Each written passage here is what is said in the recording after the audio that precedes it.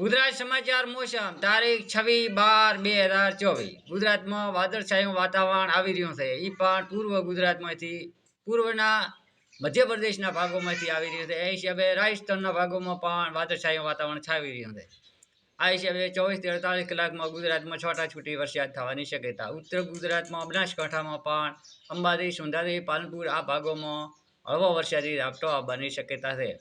પવનો પણ 15 થી 20 કિલોમીટર પ્રતિ કલાકે પવન હાલ ફૂંકાઈ રહ્યા છે. એ પણ હિમાલય બાજુના ભાગોમાંથી ઠંડા પવનો આવી રહ્યા છે. ઠંડક પણ વધારે પડતી રહેશે. ઠંડકની વાત કરો તો ઠંડક રાતના 10 ડિગ્રી તાપમાન થશે. દિવસનું તાપમાન 20 થી 22 ડિગ્રી તાપમાન રહેવાની શક્યતા. આ પવનો આવવાના હિસાબે ગુજરાતમાં પણ હળવું માવઠું હાલ 2 દાડા આવવાની શક્યતા. 26 અને 27 અને 28 તારીખે વાદળછાયું વાતાવરણ અમુક ભાગોમાં રહેશે. અમુક ભાગોમાં છૂટાછૂટી વરસાદ પણ થશે.